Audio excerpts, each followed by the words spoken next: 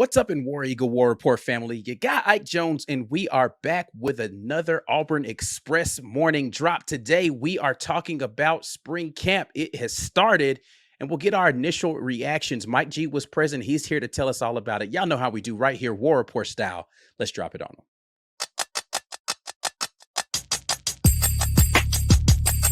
You are now listening to the War Report.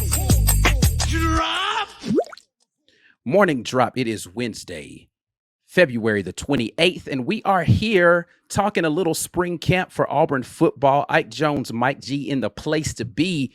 And Mike G, you were present at spring camp. Want to get your initial thoughts and reactions to everything. Before we get into the conversation, we want everybody out there to go ahead and do the necessary. That's liking the video, subscribing to the channel, sharing the content. If you're out there in the land of podcasts, we appreciate you getting in with the Auburn Express this morning. But Mike G, let's start the conversation. We're going to just talk offense today.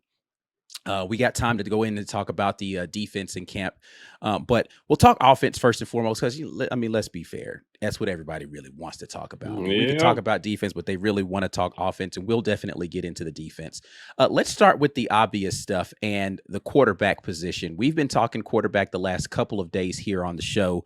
You got an opportunity to check out the quarterbacks and the people who they're going to be primarily throwing the football to, and that's the wide receivers. But how do the quarterbacks look out there today from your assessment? Well, first of all, Ike, all eyes are going to be on quarterback. Obviously, Peyton Thorne is the incumbent starter, followed up by Holden Geriner, who was on this team last year. And then you got Hank Brown, who came in the bowl game and turned a lot of heads, followed by Walker White. Now, you had two other quarterbacks working off to the side, but we don't expect them to be a factor. That's Jackson Barkley and the other guy. But doesn't matter. He's not playing. The guys who are playing, though, and will be competing, what we saw Thorne and Geriner go out in the kind of working side by side today. Yeah, so John Colvin, that's the other guy. Just John Colvin. In case Colvin's family's watching, you want to make sure you get your name. Maybe disrespectful. Yeah. But we saw Thorne and Geriner holding, working side by side today. So this is about what I expected. The two experienced guys out there together, working in tandem. And then you saw White and Brown working in what I would call the second group, but we know from what Coach Free said last year, there may not be a depth chart right at this point. And he'd be asked, like, hey, do we go by this depth chart? And he'd say, there's no depth chart. Now, he promised an open QB competition after the bowl game. It certainly looked like that. So although they were working in different groups, they were throwing to a variety of receivers today. So it wasn't like any quarterback was stuck with the preferred walk-ons or the scout team receivers. Everybody was throwing to everybody out there today, and they all looked pretty sharp. Hear me out, this is a quarterback room full of pure passers this year. I would put Thorne in that group. This is a quarterback room full of pure passers. And, I think that is why you go out and you get the receivers you do, because these are the types of quarterbacks you have. They need guys they can throw to, sit back and sling it to. And we saw them working on a lot of that today in their first practice of the spring. Okay. All right. That's definitely good to hear. Pure passing. That's something that I don't think we've had a quarterback room full of those in a very long time for Auburn. I actually can't remember the last time I could actually make that statement. If somebody in the comment section right now is pulling their hair out, what about this year, Ike, when they had, I don't know. Man. It is what it is. But, the quarterbacks have to throw the ball to someone. And a lot of people's, what's the word that I want to use? Frustration with the offense last year was the perceived lack of talent in the wide receiver room. What did the wide receiver group look like when you were out there watching them? Again, they looked physically ready. Now, obviously, clips all over social media at this point of Cam Coleman. He's a big guy in terms of height, but maybe not the stockiest guy. Right. He's put on some muscle already since he's been at Auburn. He looks ripped right now. So Cam Coleman bulking up a little bit to be able to stiff arm those DBs and win those hands fights. Look, Cam Coleman is, if you talk to the players, you talk to the quarterbacks, you talk to anybody around this program, it's largely believed that this kid is going to start game one.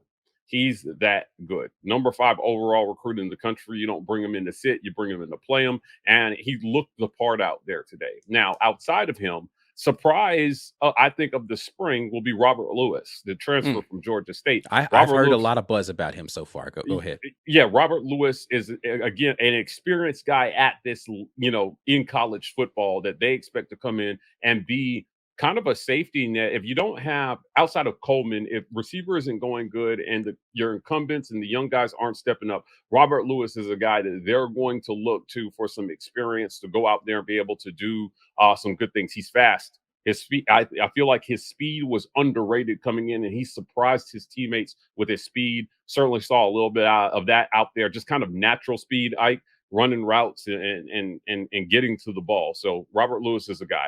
Now, and then running through the rest really quickly, we saw Caleb Burton out there. The quickly becoming a fan favorite, Dylan Gentry was out there, the preferred walk-on from Phoenix City, and friend of Cam Coleman.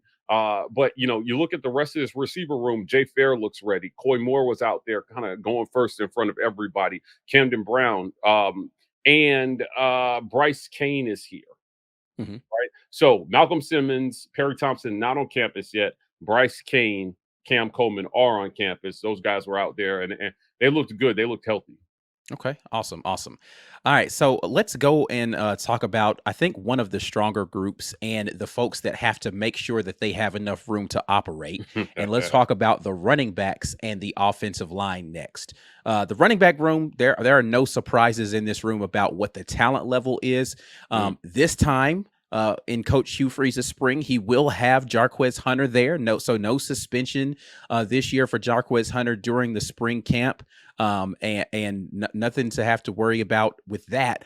But should have the full comp. Well, he was there last spring. He was fall that he missed last year. It was during the summer that they had that whole situation. But what did you feel about how the running backs looked out there during the first day of spring? It was once believed that there could be some attrition in this room. And then Auburn flipped the script and returned everybody in the running back room. So obviously Jarquez is back. He looked strong as ever. He looked quick out there today going through drills. Damari Alston was another one that people questioned whether he might actually test the portal and see if he could find himself a home. He believes himself to be a Division I back at the P5 level. A lot of other people do as well, including his new running back coach, Derek Nix. So they're going to be looking to use him. But outside of that, you had the young guy, Jeremiah Cobb, who played well in spurts for Auburn last year. He was out there, again, looks a little bigger than he was last year, but just as quick. So I'd be interested to see how they utilize him with Damari and Jarquez in the fold. Behind that, Sean Jackson, Justin Jones, those guys, they're adjusting to a new position coach. So this is one of those positions where they're adjusting to a new position coach. Right. It was interesting seeing him out there kind of coaching them. They seem to have taken to him already. He seems well-liked. Particularly what I look for when I see new coaches on the field is, how clearly do they instruct, and do the players seem to be processing the things that he is telling them while on the practice field? It looked very natural. It looked like they have a cohesive relationship already, and I think that that's encouraging for that group. Yeah, I mean, listen, he's one of those guys that's worked with Coach Freeze before, so it shouldn't be foreign to him what a Coach Hugh Freeze practice is supposed to look like. He's familiar with the offense, so it shouldn't be familiar with him what kind of things that the coach is asking him to get the running backs to do. So I expect big things from that group. You didn't mention Brian Batty. I'm sorry. But Batty was out there. He was out there. Okay. So yes, I forgot Batty. Again, I didn't notice any physical changes in Batty today, but we're going to take a closer look at him in some future practices to see how he's doing. But all those guys were there, and again, it was a pleasant surprise to see so many people just on the field, not injured, ready to go. Yeah, definitely good to hear that. Hopefully that will be the story as we get to the end of the spring camp when we get closer to A-Day. So let's talk about the guys in front of them, the big uglies, the trenches of the offensive line, where This is a group that mixed results last season and a lot of new faces in this room as far as playing time is concerned. Any notes or thoughts on the offensive line as they got out there for the first day of spring camp? Connor Lew looks like a monster. Now, this young man made some waves in spell of Avery Jones last year. But they're going to be looking to improve pass protection behind these, in front of these quarterbacks. Hear me out, Ike. If Payton Thorne isn't your guy, this group 100% has to step up because the other dudes are not running from anything. They're going to be back there and they're going to need time to throw and time to process. So Connor Lew, again, impressed me. I think that man is going to be a star in this league. So he's going to take the next step. I'm going to keep a close eye on him during future practices. And then obviously Dylan Wade. Dylan Wade is another guy who, our guy Cole Kublik was so high on Dylan in the preseason. Yeah. He had ups and downs last year. Maybe some disappointing penalties at times. I think that if you asked him, he will tell you that he can play much better than what we saw last year. So, again, he looks physically ready. Now, Jeremiah Wright is another guy that I expect to start on that line. Again, looked healthy. He was out there.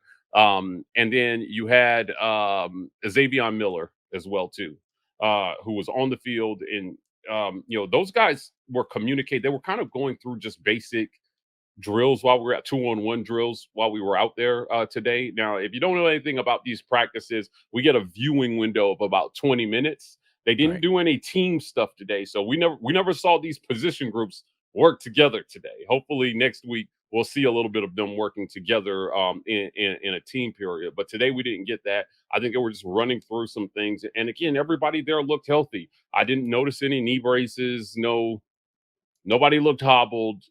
Auburn seems to be coming into the spring 100% healthy.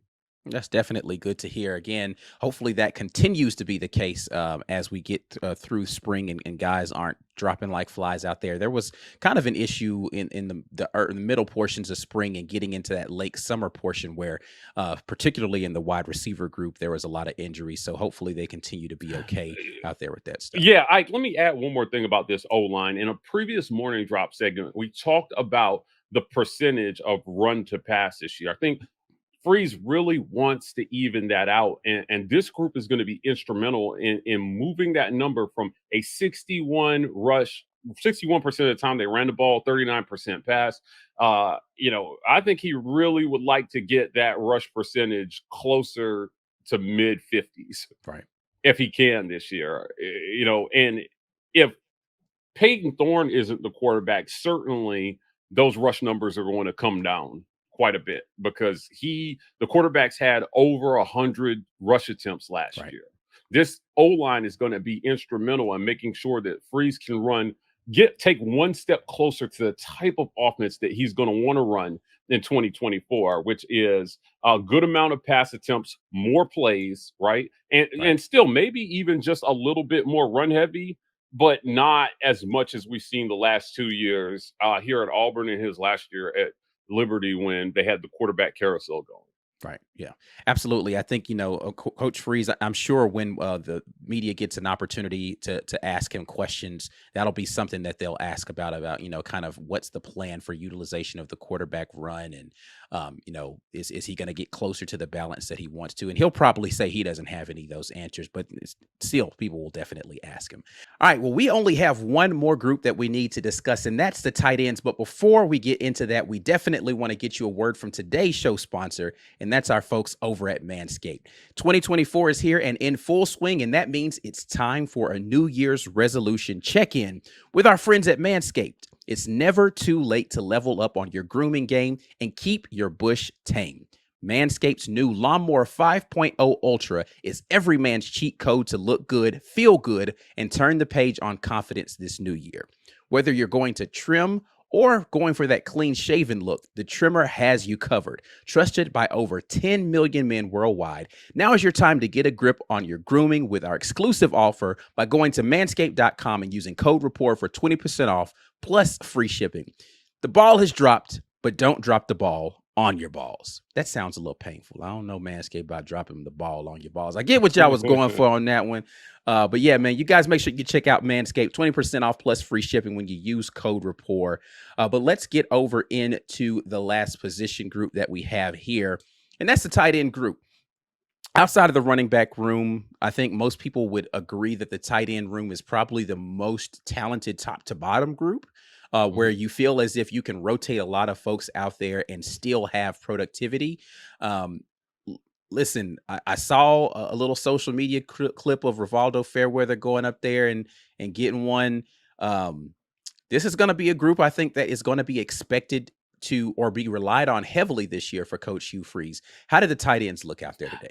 They looked good. Rivaldo Fairweather obviously has become an even bigger monster than he was last year. Luke Deal looks physically ready. Michael Riley Ducker is a unit. Yeah, he's a big dude, man. Oh my God, Michael Riley looks ready to go.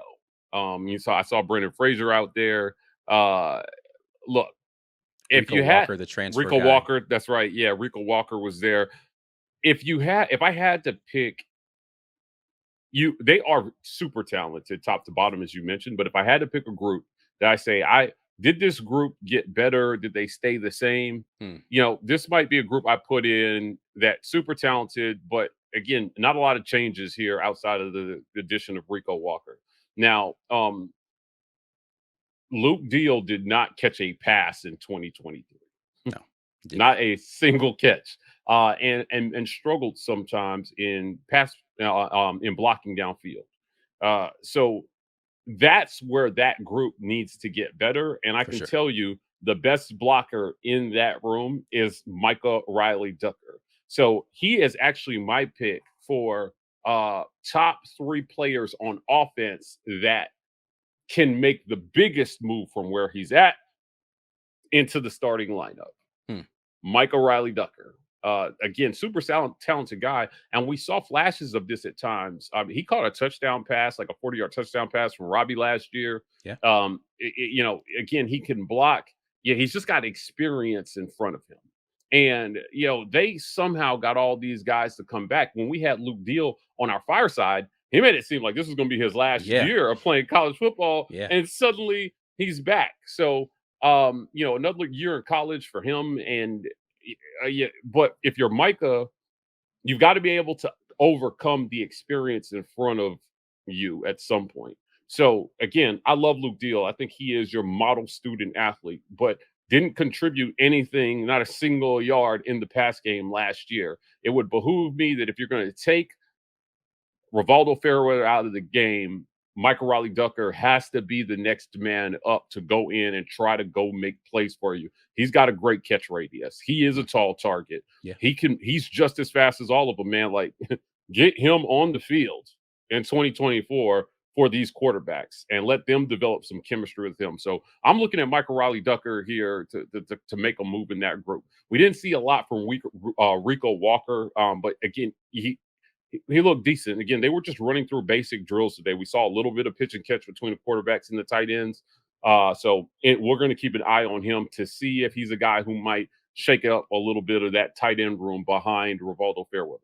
Yeah, I'm looking forward to what Rico Walker can provide. I think he is more of the pass catching tight end as far as his body makeup is concerned. But to your point, the guy that can do it all in that room for me is going to be Michael Riley as well, just because he's built the right way to be able to go out there and be kind of like an additional offensive lineman, but he has the ability to go out there and move, and he can catch the ball really well. I'm looking forward to seeing what he can provide for this offense. I rave about him all the time when I'm looking at his film, and I'm looking forward to seeing more film from him coming up this year.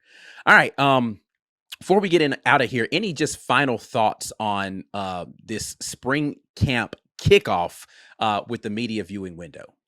Hugh Freeze looks to be in good spirits. He came over to where we were standing, fist bumped a few of us while we were standing there filming drills. He was surveying practice, just kind of keeping his eyes on things. Didn't see him directly coaching anything during that media period, but he certainly was out there observing his team, his players, and his new coaches.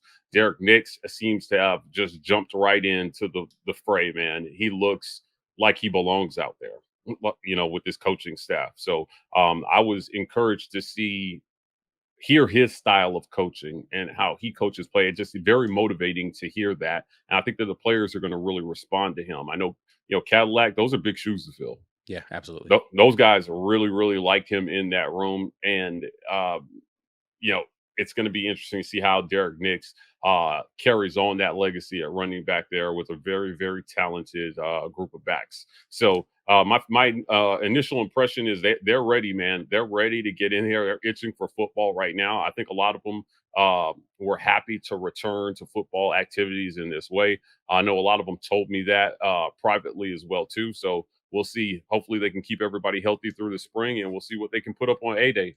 Awesome. All right. Well, I'm looking forward to seeing what comes next. Definitely looking forward to hearing from Coach Hugh Freeze at the first media availability of the spring. We're going to get out of here, but we want you to make sure that you remember the Morning Drop is always brought to you by the folks at Rogue Shop. Head over to rogueshop.com using code RAPPORT for America's #1 online dispensary. That is the Rogue Shop for sleep, stress, anxiety, pain. You got something right there at the Rogue Shop that you can get a remedy for any of those things. Use code RAPPORT when you do it. That lets them know the folks at the War Report sent you. Before you get out of here, please like the content, subscribe to the channel if you're on YouTube, share the content, whether you're on YouTube or podcast. Give us that 5-star review over on Pod, and we'll be back at you with another Morning Drop on tomorrow. We definitely are going to be skipping the midweek show because Auburn basketball. So we'll be definitely reacting to that. But until the next time, and as always, War Eagle.